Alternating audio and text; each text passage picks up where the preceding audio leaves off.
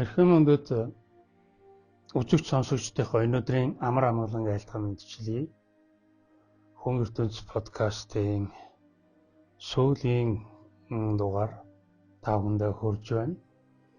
Сүүлийн гэдэг маань энэ сарын сүүлийн бөгөөд дотоод ертөнц хэмээх энэ ухагтгууныг та бүхэнд хөөрнөл хэлбэрээр хүргэж байгаа. Энэ сэдв энэ нэвтрүүлэг маань одоо энэ ухагтгууны талаар ярьсан энэ цуврал подкаст маань ингээд өндөрлөж байгаа гэсэн үг юм аа. За сүүлийн энэ сарын 4 дугаар сарын сүүлийн нэвтрүүлэг нь бяцлах хуй нэвтрүүлэг байна. За ингээд бяцлах хуй буюу бяцлах чанартай маань нөгөө бидний одоо энэ сарын сэдв болсон ухаан маань хэрхэн холбогдож ирэх юм бэ гэдэг энэ талаар та бүхэнд ойлголт мэдээлэл дамжуулъя. Бяцлал өгүүлдэхэд ухаан маань бидэнд саад болно. Дотоод ертөнц маань угаасаа чимээгүй болох ёстой болдог.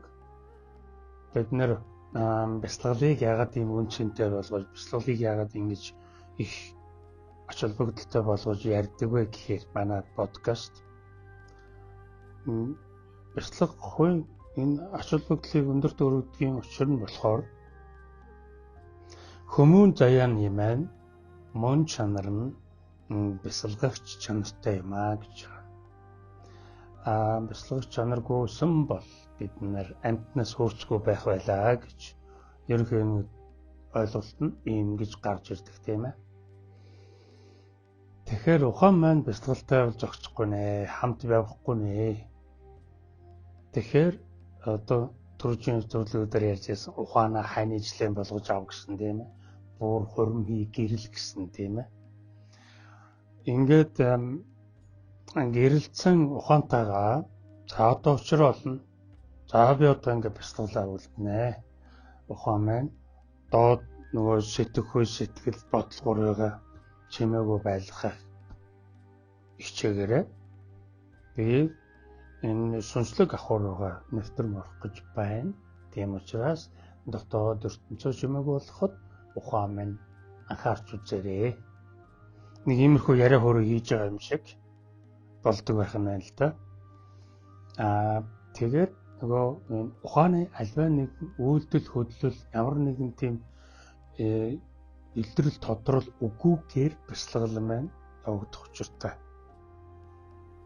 Тийм болохоор нөгөө бяцлах чанартайгаа нэгдэх бяцлах хуйн энэ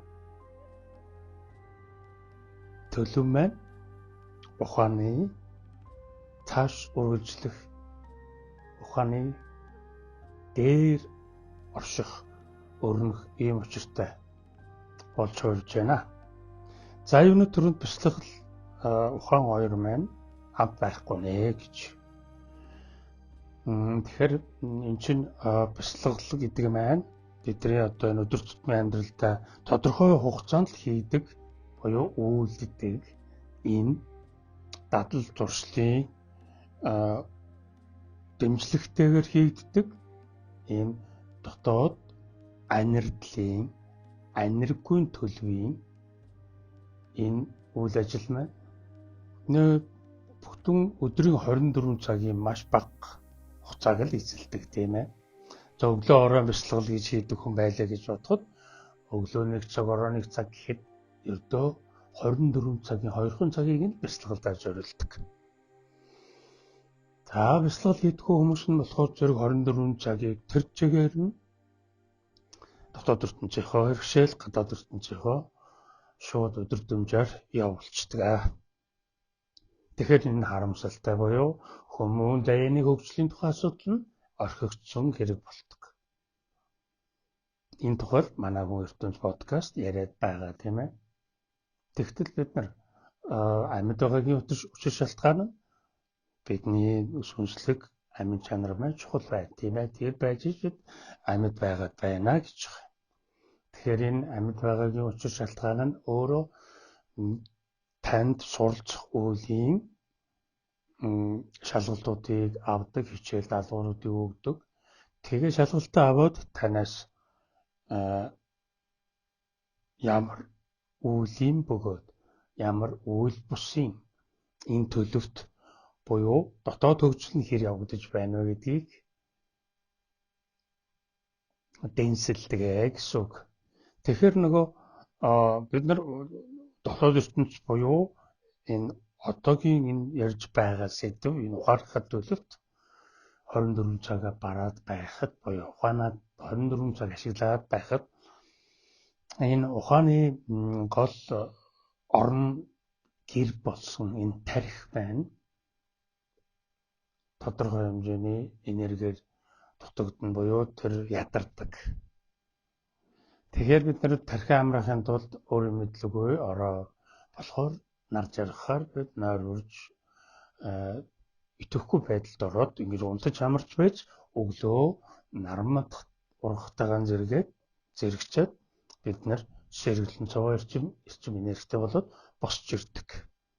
Тэгээд орон нь мөнөөл ядардаг. Энэ нь ухааны буюу дотоод ертөнцийн иргэшэл байх үеийн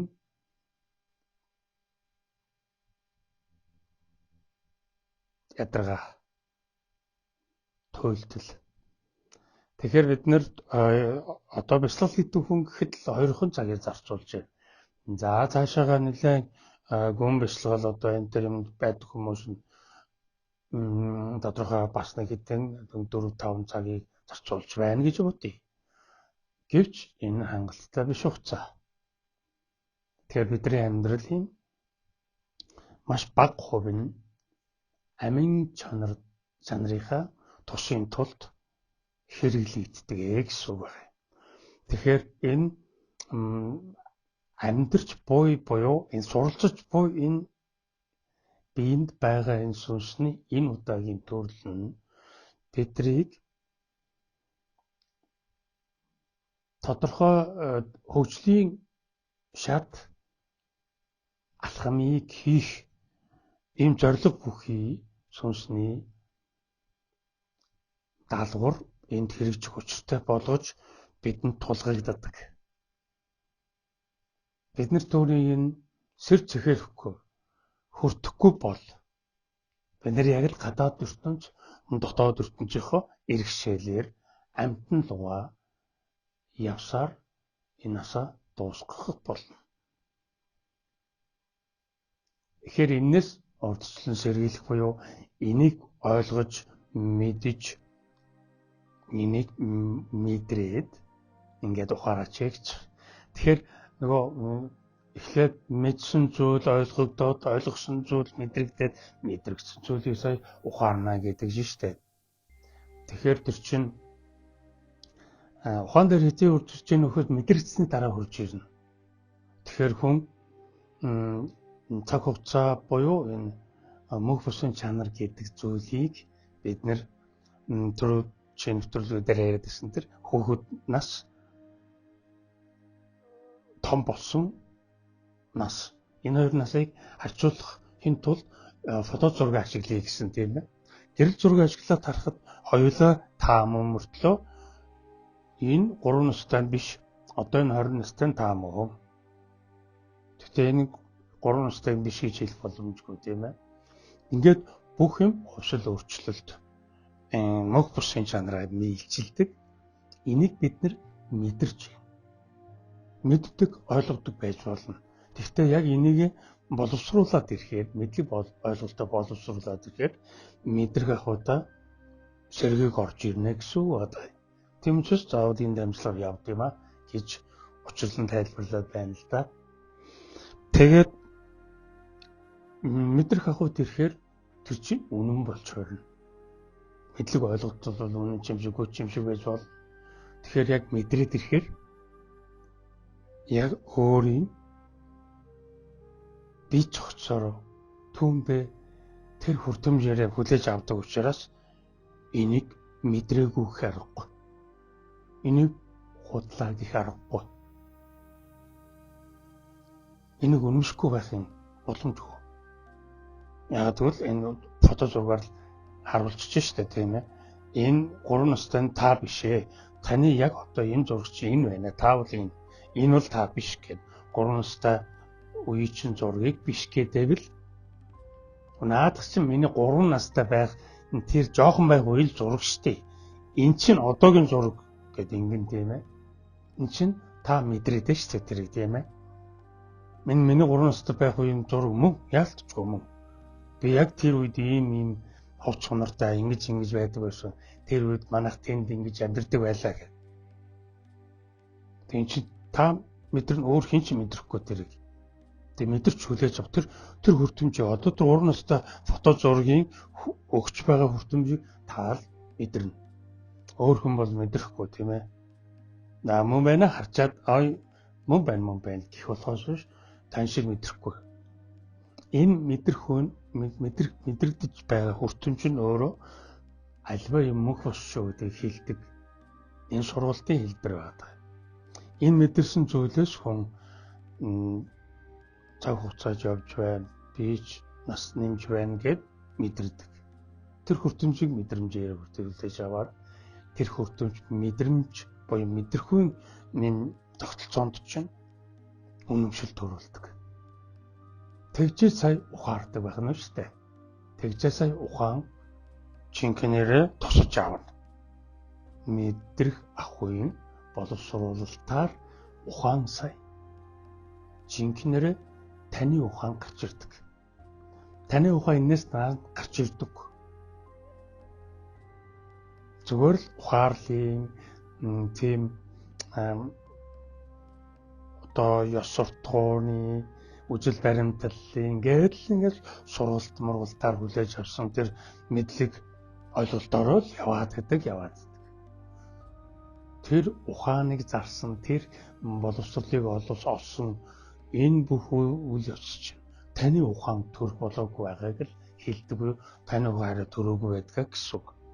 Энэ тухайн сэрэмцгээгээр хүн өөрөө энэ ганц доод хүртэмжийн энэ хүлээн авалтаар л сая тэр боловсрож тэр сая жинхэнэ таны дотор үйлдвэрлэгддэг ийм зүйл. Тэгэнгүүт мэдрэхүй тэр бодитжуулсан тэр хүртэмжийг л сая ухаан хүлээж авдаг байх нь шүү дээ. Тэрнээс наан бол хүлээж авахгүй. Толгойдох бол энэ ойлгосон хэлбэрт байгаад байна. Ерөөсөө манай нийгэм гадаад ертөнц болохоор дан ойлголтын түвшинд л үйл ажиллагаа нь явагдаад болцдог гэдгийг дөрвчийн нэвтрүүлгээ бас яриад байгаа тийм ээ. Тэгэхээр чинь яг ухаан зарна гэдэг чинь тухайн нэг хүнээс өөрөөсөө шалтгаантай зүйл тийм ээ. Ямар нэгэн үйлдэл хийхэд тэр хүний ухаан хэр байна гэдгийг шалтгаалсан тийм нөхцөл байдлууд бидэнд тулгагддаг. Хэр ухаан зарснаас шалтгаалаад дараагийн үр дагаврууд нь сайн бөгөөд муугаар гардаг. Тэгэхээр ухаан нь мэдрэхүйн мэдрэмжээр биш, мэдрэмжээр ирсэн хүртэмжийг боловсруулсан таны тэр үнэмшил, итгэл, сая ухааныг тосон авах. Ухаан түүний чинь тосон авах боломжтой болдог гэсэн үг. Таны ухаан тэгж л хөгждөг. Таны ухаан тэгж сая өөрийн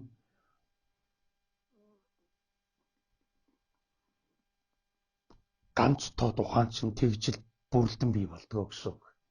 Тэрнээс болохгүй нь ч дээ. Яг ойр зүрийн зүгээр амьдралын өдөр тутмын үйл хэрэгт бол бид нар ухаанаа зүгээр жирийн энгийн ухааны үзүр одоо нэг гарын үзүр сэтгэлийн үзүр гэдэг шиг ухааны үзүүрээр бид нар энэ өдөр тутмын үйл ажиллагааг явуулчихдаг. Яг мөн чанарын их сурвалжийн тэр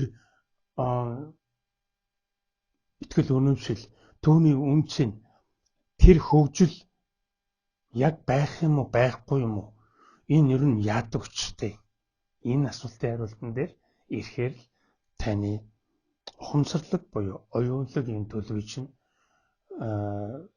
сэрэх тийм боломжтой болох бөгөөд ингээд цаашаага улам илүү танаас ганц тоотын хөгжлийг танаас шаарддаг. Тэгэхээр та бодож боловсруулах энэ үйл явцыг эрүүл саруул энэ ухаан санаагаараа удирдах түүгээрээ дамжуулан үл ойлгогдох асуултуудын хариултуудыг хайж олохын боломжинд нэгддэг ингэж ойлгох ёстой юм байна. Дотоод ертөнц маань өөрөө маш ил мөртлөө маш тал нууц ийм сургалтын бүхэл бүтэн тогтолцоо гэдэг нь тийм ээ. Энэ ил бөгөөд маш нууц тогтолцоог бид нар ингэж ил болгож гаргаж ирж мэдлэгээр дамжуулаад энийг өөртөө ойлгох болгох энэ шат дамжлагыг та нэг бүрчлэн ганц тоод энэ чанар дээр л гүйцэтгэв. Өөр танд хөгжил явагдахгүй. Бяцлаглалын хамт олон тэгээд яг энэ чиглэлийн оюунлаг ухамсарлаг энэ хүмүүсийн найзлал нөхөрлөл энэ бүлэглэл одоо юу гэдгийг энэ бүхэн чинь танд хэрэгтэй. Энэ чинь мэдээж ингээд хамтын хүчийн оролцоо түүний эрчим энергийн солилцоо бидэнд зайлшгүй хэрэгтэй буюу тэрний муу гэж өрөөсөө байхгүй. Гэвч онцгойлон хэлээд байгаа нь юу юм гэхээр та ганц тоодоор хөгжлийн их усрээ буюу хөгжлийнхөө хаалгыг онгойлгоно. Тэгэхгүй бол та хөгжихгүй. Таны сүнслэг амьдралын энэ үе таалга нэгдэхгүй буюу та амьдарч эхлэхгүй гэсэн үг. Тэгэхээр бид нэр өдөр тутам хоол ундныхаа хойноос тэгэл мөнгө төгрөг тэгэл нэг амар тайван амьдралын төлөө явж байгаа энэ өдөр тутмын үйл ажиллагаа маань амьдрал биш ээ гэдгийг цаад учруулах нь ийм учиртай. Тэнд бол хөгжил явагддаг юм аа гэж. Тэнд өдрөөр бидний нөгөө цаг хугацааны эрхэнд байгаа энэ мөнх усын энэ махан бие үүдэлтэй энэ бие цогц маань хорогдож л байдаг. Ийм одоо өдөр сар жилээр хорогдож л байдаг ийм л зүй тогтолтой. Энэ богинохон хорогддог энэ цаг хугацааг бид нар өөрийнхөө амин чанар руу эргүүлэх нь хамгаас чухал. Энэ нь хамгийн үнцэнтэй ийм ойлголт байх учиртай юм байна. Энэ тухайл одоо миний бие 2010 оноос хойш одоо ингээд 16 дахь жилдээ зөвхөн дотоод ертөнцийн хөгжлөөр бид дотоод боловсралтай болно шүү гэдгийг ясаар хэлсээр л 16 жил өнгөрч байна. Энэ 16 жилийн хугацааны дараа тодорхой хэмжээний хүмүүсийн сэрэмцэхээ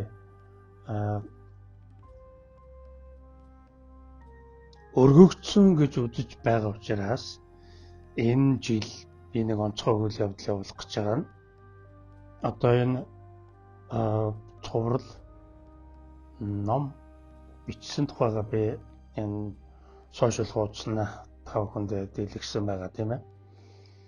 Нэвтрүүлгүүдээр бол энэ тухай би огт ярихгүй байгаа. Энэ удаад би та нартай хэлье. Хүн хэм бэ? Хүн түүний дотоод боловсрал, хүн түүний дотоод ертөнц гэсэн эхний 3 бот номороо би номынхаа баярыг хийх гэж байна.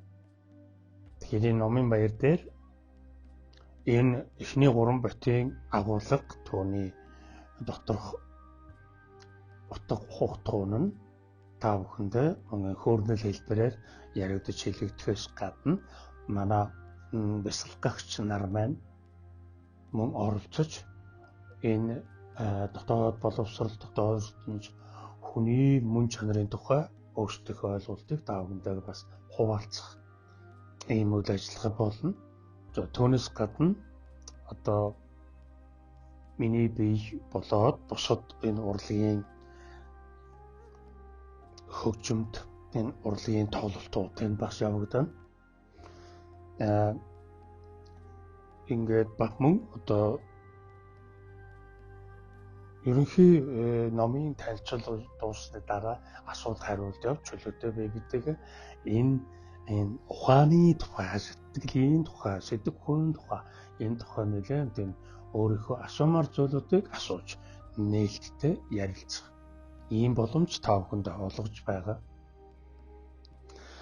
Энд та бүхэн ингээд өөрийнхөө үн цэнийг юу вэ гэдгээр нь одоо өндөрт өргөхийн боломжийг та бүхэнд олгохын боломж тэр өдрийн тэр хэдэн минут цагт олгогдно гэж ойлгох хэрэгтэй. Тэнд бол ямар нэгэн шоу арга хэмжээ бол болохгүй. Яг л энэ дотоод ертөнцийн тухай л яригдана. Одоо эхний 3 ном, маний нэм, дараагийн 3 ном, дараагийн 3 ном гэдэг ингээд нийтдээ 9 бот ном эрхлэн гаргаад байгаа. Түүний одоогоор 7 бот ном хэвлэлтээс гарцсан байна. Сүүлийн 2 бот ном нь бол хэвлэлтэнд бэлэн болцсон ингэ байж байгаа маа. Энд одоо яг мөнөө энэ нөгөө үндсэн агуулгатайгаа ижил байгаа учраас би номын баяраа та бүхэндээ ярьж байгаа. Тэгэхээр энэ миний баяр биш. Би та бүхэнд дамжуулж буй энэ бүх таны өөрийн хүмүүн заяаны үн цэнийг өндөрт өргөж байгаа энэ үйл явдлын нийтийн буюу та бүхний сэрсэн сэрэмж сэхээ бүхний уулзалдах ийм баяр. Ингэж ойлгох хэрэгтэй. Энэ бол зүгээр нэг тийм зүгээр нэг үдшийг нэг цэнгэл жаргалтай юм уу баяр хөөртэй өнгөрөөчих нэг тийм нэг шоу муу арга хэмжээ нэг тийм цаг барсан цаг нөхцөөсөн бибинэ шал хэрэггүй зүйл уруу татсан тийм одоо шоуны арга хэмжээ бол огт биш ээ гэдгийг бүр зориуд хэлье. Тэр бол бидний энерги солилцоо ухамсарын тэлэлт оюунлаг танин баригч энэ амсуургын дамжуулалт та бүхэнд тэр өдөр амьдаараа очно гэсэн үг. Надаас гадна 6 хүн бид нийлж байгаад та бүхэндээ асуултанд чи хариулаад тэгээд тэр өдрийг номын өдөр болгож хувирах гээд байна л да. Ийм арга хэмжээ тэр болгон явагддаггүй. За тэр болгон гэж юу нь явагддаггүй. Номын баярын үйл ажиллагаа болвол тэгээд ерөнхийдөө нэг тийм одоо ийм ном хэвлэлтэнд гарлаа, худалдаанд гарсан гэдгээр л явдаг. Миний хийж байгаа номын баяр болохоор зэрэг хүмүүн заяатны баяр гэж ойлгох хэрэгтэй. Өөрийгөө хүмүүн заяатан хэмээн итгэж үнэмшиж буй хүн бүхэн тэнд очих ёстой болоод байгаа юм. Гэтэл нөгөө үн цэний тухай асуудал дээр бид нэг юмыг бас ойлгох ёстой болчдөг. Тэр нь юу юм бэ гэхээр одоо ингээд ухаан чинь өнөөдөр ч ухааны сэдв тэгээд ухаан чинь өөрөө өдөртөмчтэй ажиллахгүй болохоор юу болд юм бэ гэдгийг би одоо энэ үн цэнтэй холбоотойгоор жаахан тайлбарлаж өгье. Яг одоогийн төвшөнд нийгмийн давхаргаанд үнгүй юм тийм ээ төлбөргүй юм уу одоо үнэлэгдээгүй буюу мөнгөөр үнэлэгдээгүй юм үн цэнэгүй гэж ингэж тооцогддог юм цаг үе. Тавхан хэлүүлтгөө мэдэж байгаа тийм ээ.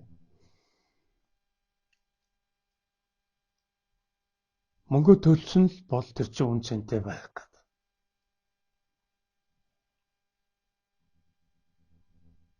Тэгэхээр бидний үн цэн юу юм?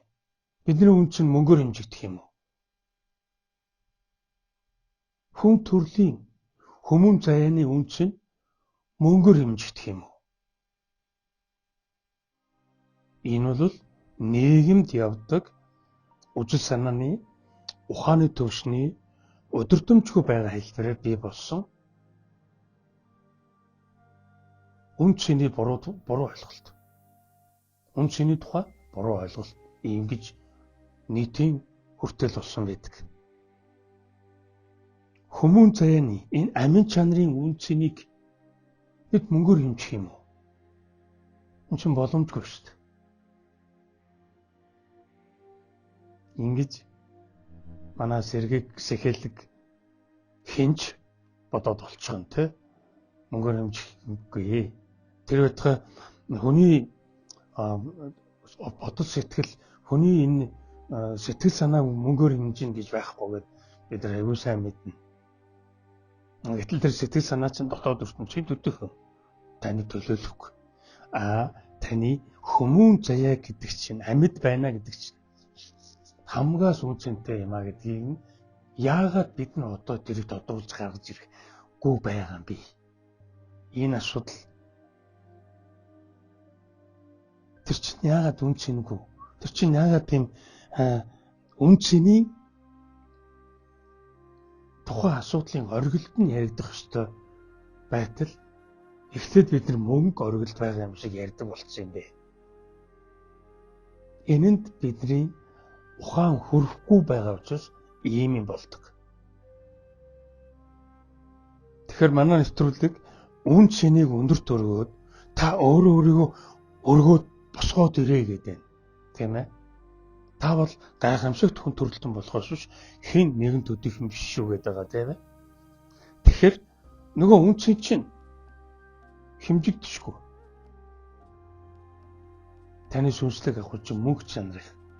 Тэгэхээр мөнх бусын энэ чанарт сүнсний буюу амин чанарын үнц нь хэмжигдэхгүй байхгүй юу? Тэгэхээр одоо ингээд манай энэ номын баярын маань зохион байгуулж байгаа хүмүүс нь үн цэнтэй болгоё гэсэн юм шийдвэр гаргасан юм л да. Тэр нь мөнгө төлсөн хүн заавал ирнэ гэдэг нэг юм үг хэлэгдэж байгаа юм л да. Тэгэхээр мөнгө үн цэнтэй байгааг харуулж байгаа хэлбэр. Би мөнгө төлсөн юм чинь ямар ч л байсан очиндоо. Зав зайгаа ямар ч байсан зохицуулаад очино. Мөнгө төлөхгүйгээр үн төлбөргүй гэх юм бол баг хин ч ирэхгүй гэх юм уу? Тэр үн цэнтэй тооцогдохгүй гэх ийм яриа болчихж байгаа юм л да. Би бол тэрийг нь зөвшөөрж байгаа юм. Одоо бол тийм байгаа юм байна. Ухааны төвшин нь өдөр төмжгүй байгаа учраас одоохондоо энэ үн цэний өндөр дээд тэр үн цэнийг тухай ухаан хүрэхгүй байгаа. Тийм учраас тэр ухааныг өшөө задлагын тухайд энэ мөнгөний үн цэнтэйг нь уялдуулаад тэгж бид нэр тодорхой хэмжээний үн өртөгтэй ийм номын баярын нээлт болгож хийя гэж ингээд тохирсон байна. Тэгээ энэ нэг тийм одоо яг энэ бяцлах хувийн одоо өнөөдрийн нэвтрүүлгийн бяцлах хувийн энэ төлөвтөө аваад харах юм бол ямар ч утга учир үзүүл болчихж байгаа юм л да. Мөнгө бидний хөдөлгөөд байна. Мөнгө хөдөлгөөнд байна. Бид нар мөнгийг хөдлөх гэж л өөрсдөө хөдөлгөөнгүй байгаад байгаа. Ийм тэнэглэл бид нар хийдэг. Мөнгө нь болохоор хөдлөөлөдөг. Тэр банк санхүү гэдэг юмараа ороод гараад тэгэл ингээл карт март тэр янз бүрийн тийм дэлгүүр хошоо энэ төр шоу арга хэмжээ бүх юм бараг ингээд дамжаал урсаал хөдлөөл. Хүний мөн чанар нь өөрөө тийм хөдөлгөөнтэй байх хэрэгтэй. Мөнгө чинь хөдлөөд идэв. Бид өөрсдөө хөдөлдөг. Энэнд одоо сэрэмцэхээгүй хүмүүс ухаан хүрэхгүй л дээ. Тийм учраас одоо жишээ нь ингээд манай энэ номын баяр гэдэг нэрийн дор болж байгаа болохоос биш яг үнэнтэй бол эн чинь сэрэмцэхээлийг сүнснүүдийн чуулбар болж хөрөх гэдэг байхгүй юу?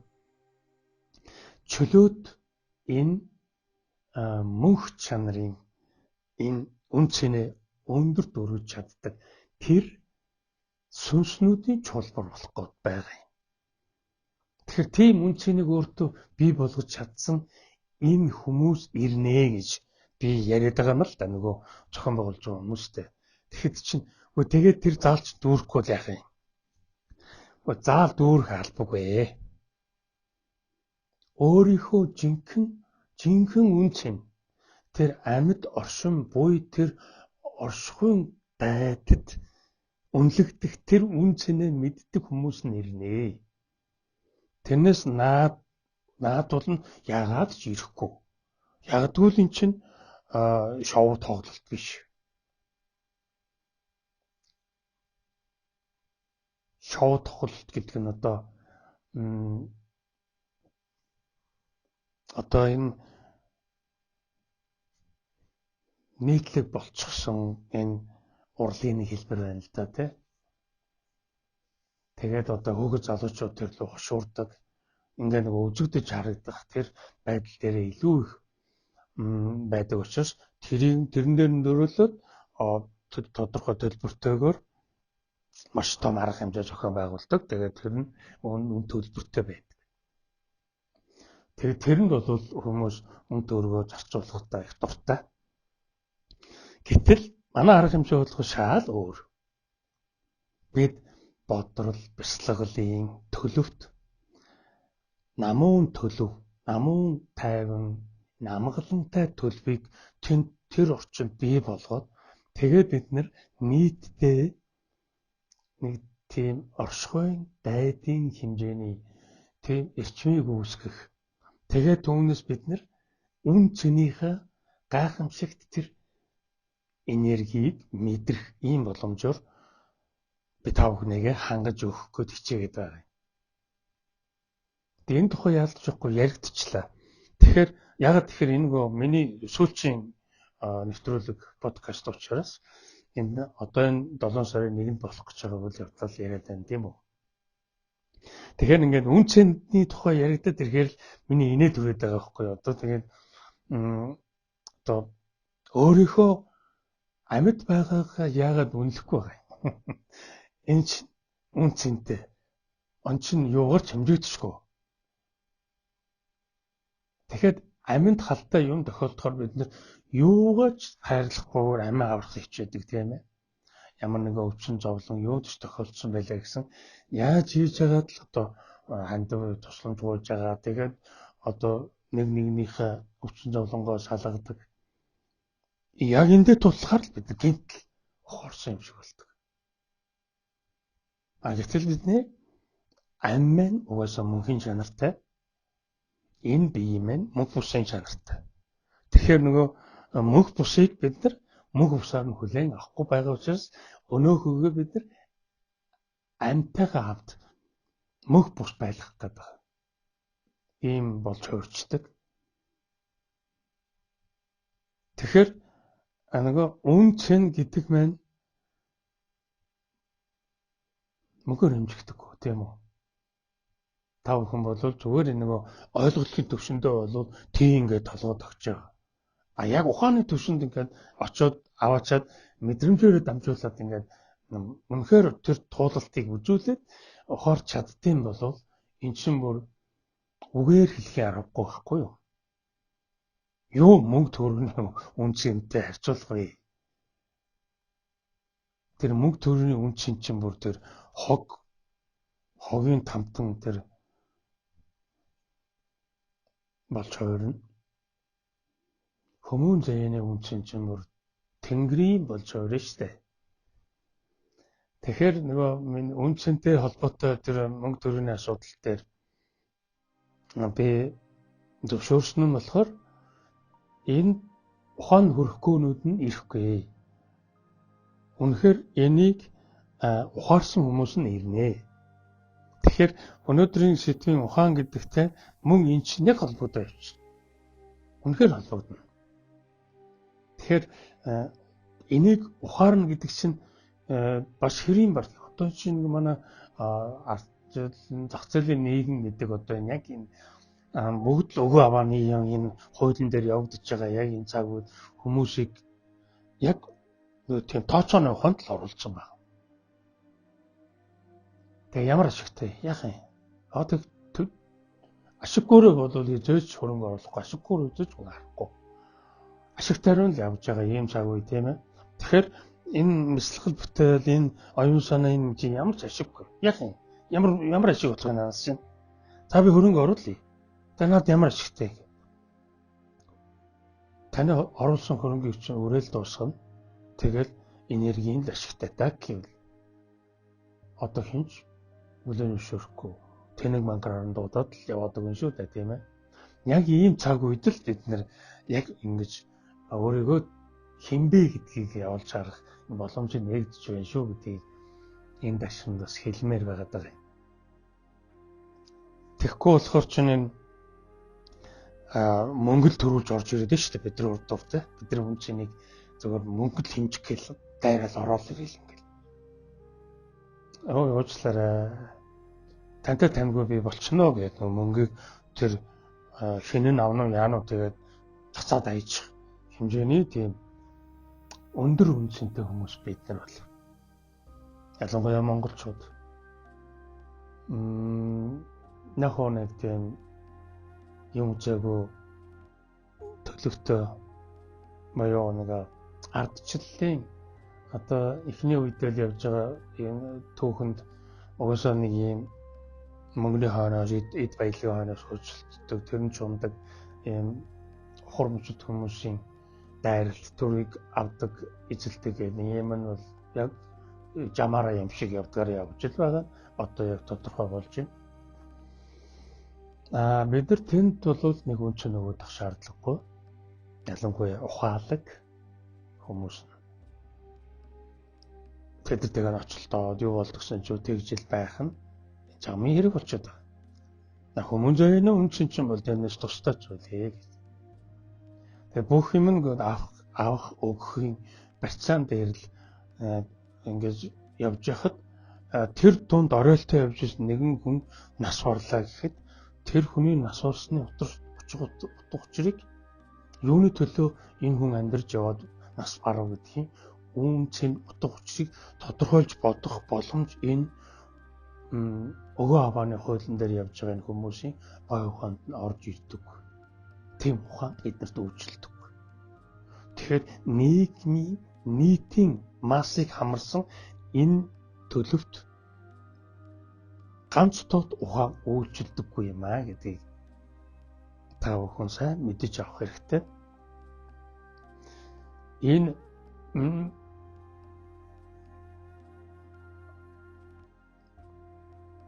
нийтийн ухаан гэдэг нь ийм програмчлагдсан гэж одоо их ярьдаг болоод байна тийм ээ. Энэ програмчлагдчихсан ийм ухааны төлөвтөл бид нар амьдралын үнцэн, гэр орныхоо үнцэн, ирээдүйн үнцэн тодорхойлж байна. Бидний одоо ирээдүйн хойч үедээ өгдүүлэх юм нь мөнгө төгрөг байх тусмаа л тэр хүүхдүүд буюу ирээдүйн хүүхдүүдийн өөртөө эзэн болох энэ боломжоос нь хулгайлаад байгаа хэлбэр болоод байгаа шүү дээ.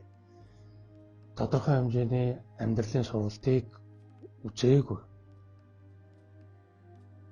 Тэр чинь өөрөө амьдралын сургалтаар тэр чинь нохлуулж байж босож ирэх ёстой байдал чинь хитэ чигээр байлгасаар байгаа. Өдөрт өмнө сахалтай том хүмүүс болгочдөг. 30-40 хүрчээд одоо тэгээд юу ч амьдрал мэдэхгүй тийм ээ. Энэ бол бидний хүмүүжлийн боловсролын тоглолттой талыг илэрхийлж байгаа хэлбэр. Тэгэхээр нөгөө өнгө мөнгөний үнцэн гэдэг чинь ийм өчөх бай. Хүнийг орлж сүдэг зус тийм аа. Энийг ухаар хатгаач. Энд ухаан зарж болохгүй байна уу? Энд ч л ухаан хэрэгтэй шүү дээ. Яг ийм зүйлийг ойлгож ухаарахын тухайд энэ ухаантайгаа хань ижил шиг үе зэйгүй өдөр тутам хамт байгаад гачээ гэдэг юм. Тэгэхгүй байгаа нь болохоор тэгэхгүй байгаа нь яагаад тэгэхгүй байгаад энэ шүү гэж хэлээд байгаа юм бэ гэхээр бид үн цэнийг алдаад байна. Өдрөөр бид нар үн цэнийг алдаад байна. Энэ ухаарлаар дамжиж цаашаа илүү их гайхамшигтай үн цэнийг тэр хэмжүүр рүү орох гээд байдаг. Ухааныхаа төвшөнд очиод бид нар гацчаад байдаг. Тэгвэл програмчлагдсан ухаанаар бид нар амьдралыг хараад байна гэсэн үг. Тэгэхээр энэ чинь амьдрал биш, сургалтч биш. Зүгээр л ийм жанхуурсан, холион бантан хийсэн ийм цаг үрсэн юм болчиход байна гэдэг юм, тийм ээ. Бид нар сайхан юмруудөө, сайхан төлөвлөгөө гаргаад, сайхан амьдралыг үүсгээд явж байгаа. Гэхдээ энэ чинь ухааны зүгээр үзүүрийн л ажил. Яг ухааны төвд нь орох. Ухааныг өөртөө авах. Энэ гайхамшиг бидэнд тохиохгүй байна. Ихэнхт нь тохиохгүй байна гэдгийг л хэлээд байгаа юм. Тэгэхээр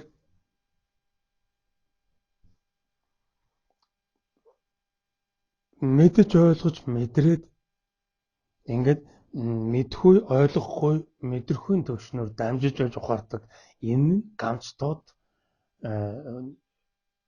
оюунлаг танин баригч энэ төлөвийн дамжилт үе шатууд юм байна юм л да. Тэгж дамжихгүй болохоор энэ бүхэн чинь мэдлэг ойлгохын төвшөнд л болчдөг. Тэгээ нийгэмч угаасаа ингэж болгодог гэдэг шүү дээ, тийм ээ. Хүнийг цааш нь хөгжүүлдэг юм аа гэдэг. Гэтэл ухааныг нарийн хөгжүүлэх ёстой болоод ирдэг нь энийг ганцдод дотоод боловсролын төвшөнд хийнэ. Тэгэхээр ганцдод дотоод боловсролыг бид эзэмшихийн тухайд заавал энэ дотоод ертөнцөө задлан шинжлэх түүнтэй дотроо уулзаж учирч нүүрэлдэж туулж ажиллаж байж бид нар сая түүний эзэн болох ийм л учиртай. Ингээд хэлээд яриад байна, тийм ээ.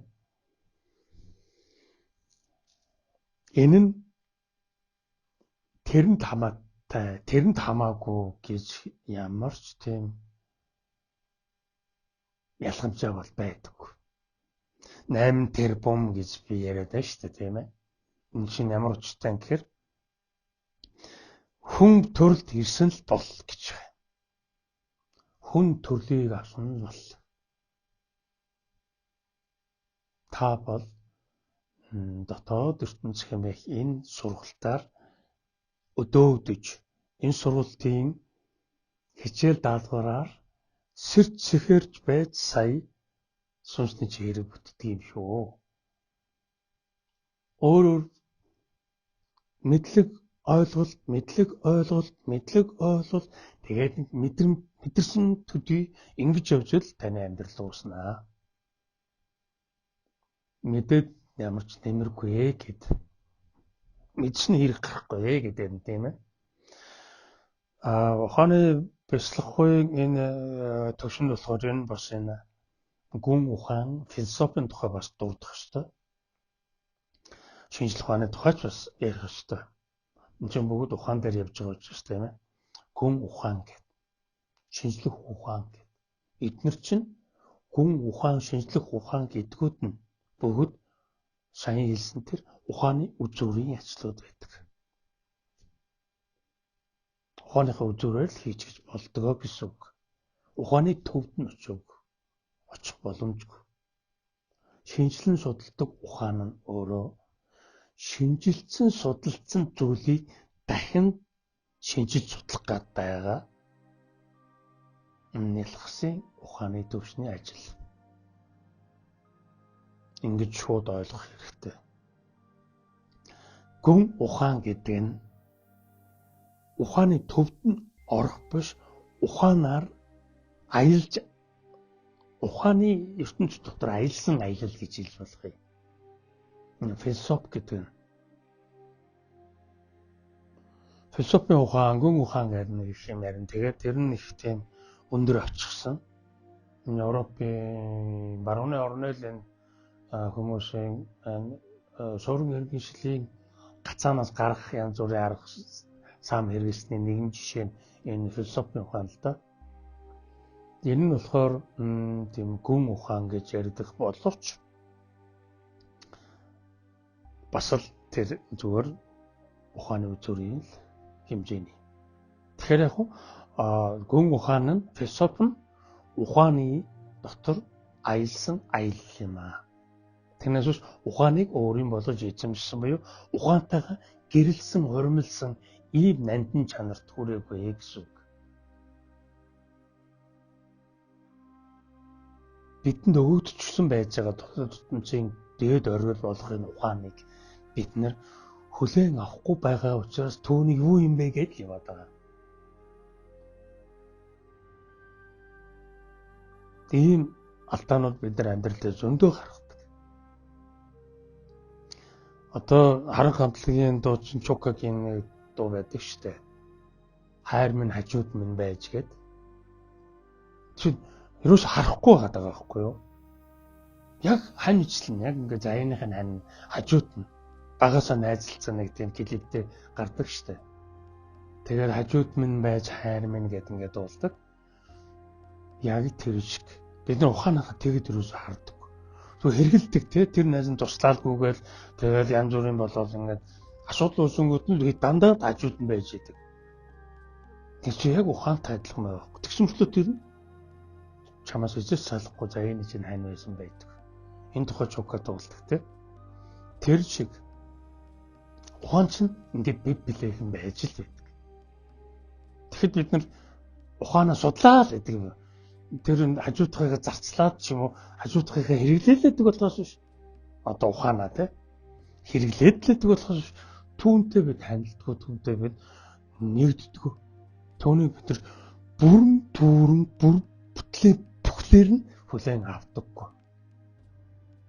Тийм болохоор ухаан бидэнд бүрэн боломжоо нээдэггүй. Тэгээ нөгөө шинжлэх ухаан чинь тэнэг ишил юм чинь хүн тархиныхаа 5-6% л ашиглаж байна. Цаана 95-6%, 94-5% нь ашиглахдаггүй үлдэж байна гэж хэлж чадчихжээ. Тийм боломжууд байдгийн байна. Тэр боломжоо бид ашигладаг юм байна. Ашиглах тийм аргаа бид мэддэггүй байна гэдэг ийм тохиолдолд гаргадаг. Гэтэл энэ хүмүүн заяаны энэ хөгжлийн дотоод энэ боловсруулал бий болдог. Энэ дотоод хөгжлийн үйл явц нь тэр ухааны чинь бүрэн ашиглах буюу тэр ухааны чинь бүрэн эзэмдэх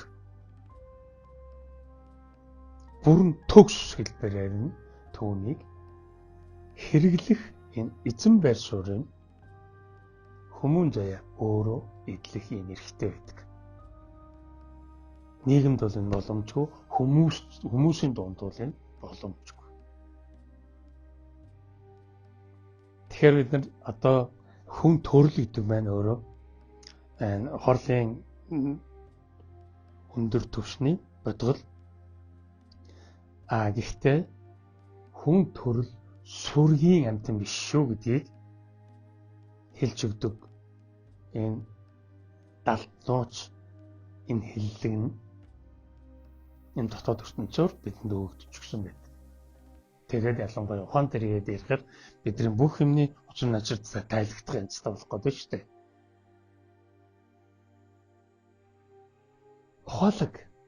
Ухаалаг чанар чинь бидэнд хэрэгтэй байхгүй юу? Одоо бясалгагч чанар гэдэг шиг ухаалаг чанар бидэнд хэрэгтэй. Тэгжээс бид нар хүмүүн заяатан гэдгийг өнөрт өргөх боломж нь нээгдэнэ. Бясалгагч чанар маань хүмүүн заяа махан бие дотоод ертөнц энэ гурван тэнцвэрийг хадгалах энэ эзэн байр суурь нь өөрөө хүмүүн заяа. Танаас биш махан бие байна бол биш. дотоод ертөнц маань бол дангаараа бол амжихгүй. Тэгэхээр энэ махан бие буюу гадаад ертөнц энэ дотоод ертөнц хоёроо тэнцвэртэй авч явахын тухайд бид ухаалаг энэ төлөв чанар маань бид хэрэгтэй буюу энэ даль зүгээр юм ээ. Бүрэн бүтэн эрүүл сарвал байхлах энэ боломжит арга нь бидний өөрсдийн дотоод хөгжлийн тэнцвэрийн асуудал нь байдаг.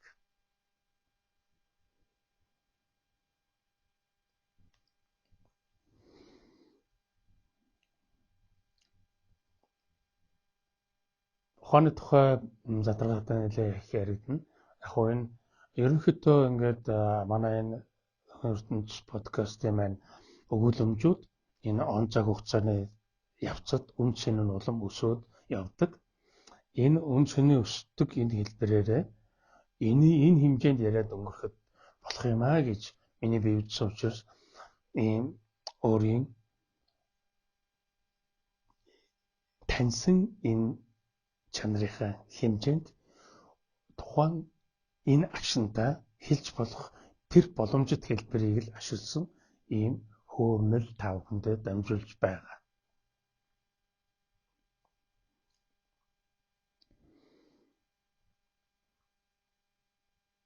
Тэгэхээр энэ одоо та бүхэн одоо энэ номын баяр дээр минь ирлээ. Тэгээ та бүхэн асуултаа асуулаа. Энд харилцаа яриа үүслээ. Энд эрчим энергийн солилцоо явагдана.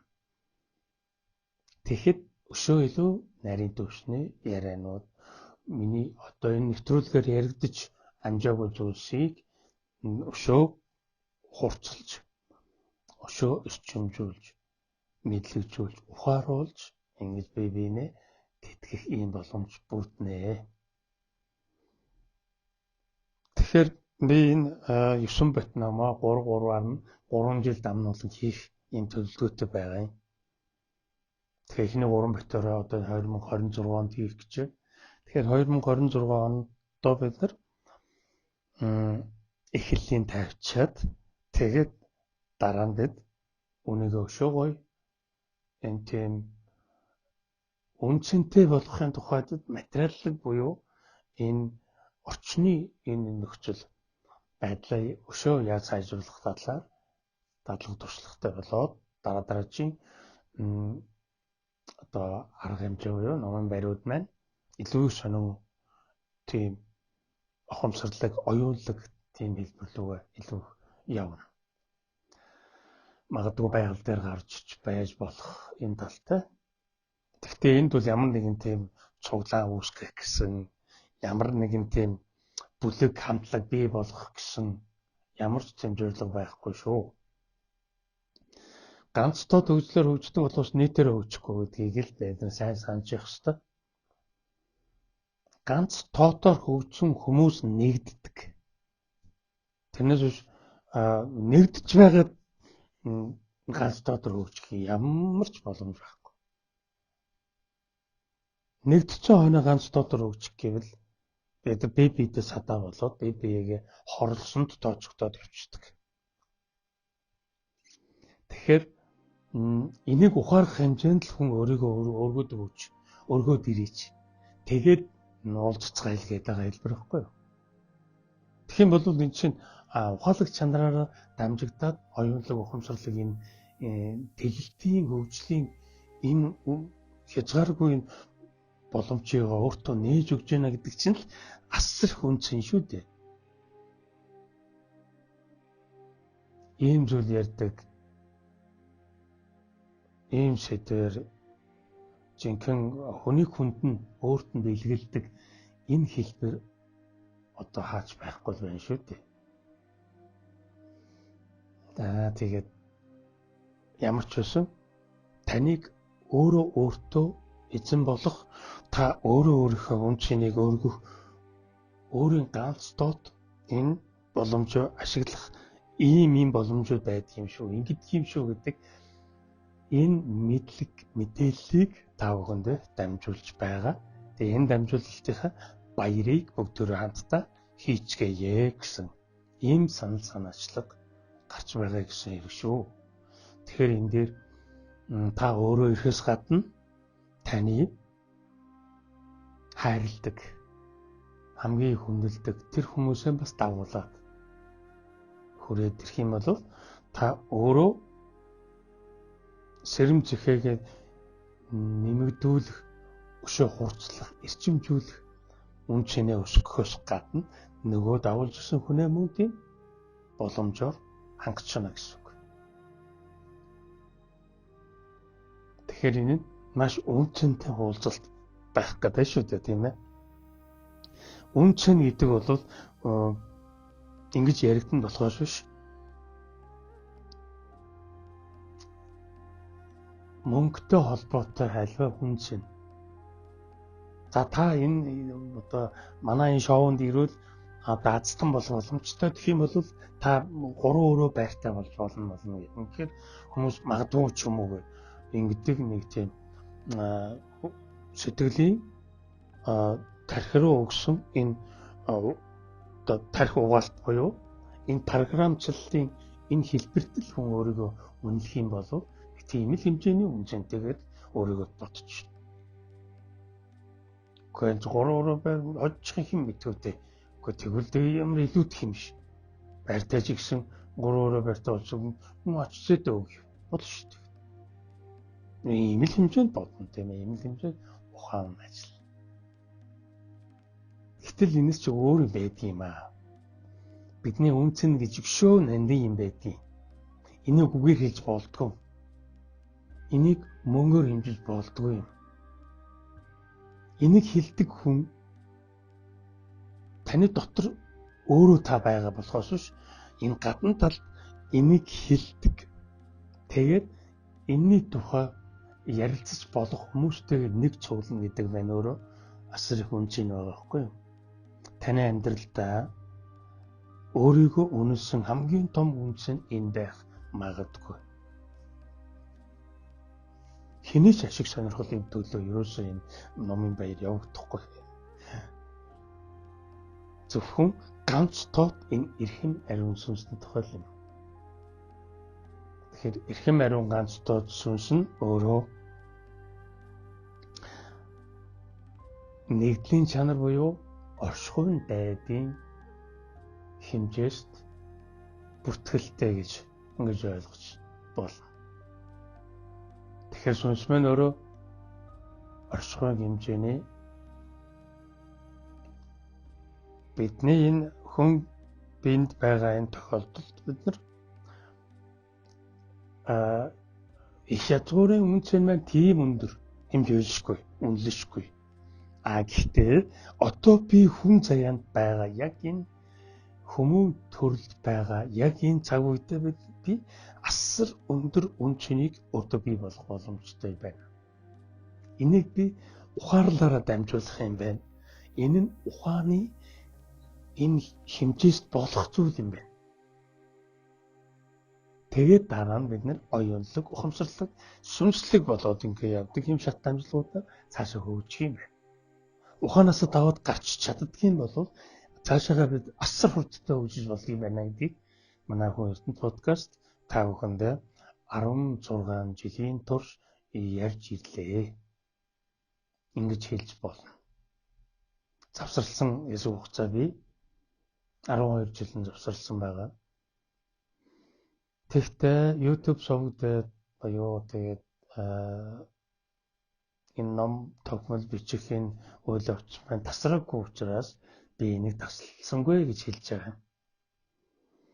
Энэ хугацаанд хүмүүс тодорхой хэмжээний шалгууруудыг даваад энэ зах зээлийн нийгэм буюу одоо энэ мөнгөний хаанчлалтай энэ засаглал нь ямар харгас хэрцгий байд юм бэ гэдгийг үзэж туулж ухаарлаа тийм ээ. Тодорхой хэмжээний ухааны үзүүрээр тэрийг тэмдэрчлээ шүү дээ. Одоо тэгэхээр яах вэ гэдэг юм асуултууд гарна. Ингээд нөгөө үндэстэн угсаатны оршин тогтохын тухайд хүртэл бид нар санаа зовх хэмжээнд сэтгэж бодож чадахтайгаа болсон байгаа. Тэгэхээр энэ нь бидний өөрөө өөрсдөө үндэс угсааг аврах, эх орноо аврах, газар шороогоо аврах энэ бүх ухаарлын үндсэн чинь танаас ихтэй. Та ухаарахгүй бол хэн ухаарах вэ? Та ухаарсан даруйд таны ухаарлын хэмжээсээр таны эргэн тойрны хүмүүс мөн ухаарлах юм боломжтой.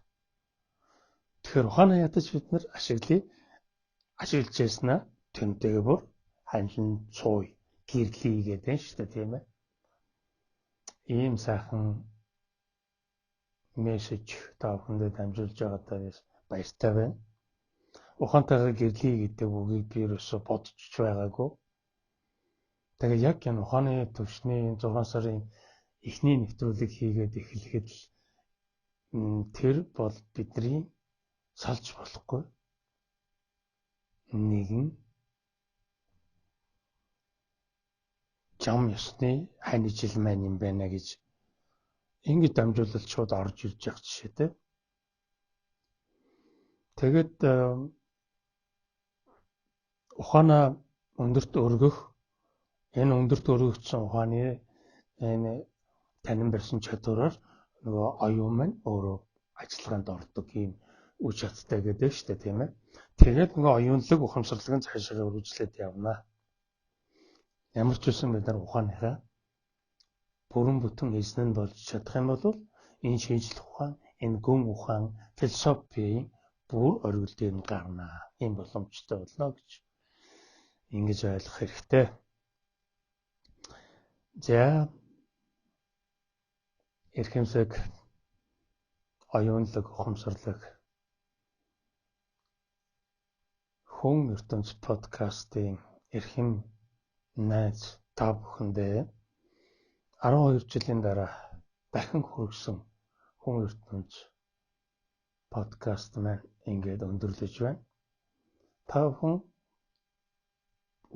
энэ нэвтрүүлгийг дахин үзэх, тэгээд ухаарлаа илүү их чэнэглэх, ухаарлаа өөртөө бүрэн хүлээн авах түүгээр дамжуулан ухааныхаа эзэн болсон байх энэ цаг үед эргээд бид холбогдох магадгүй. Монгол хэлээрээ эргэн холбогдох магадгүй. За энэ удаагийн нэвтрүүлгийг ингээд өндөрлөе. 7 сарын 1-ний 17 цагт үн цэнэ өргөн нэгэн оройг хамтдаа өнгөрүүлцгээе.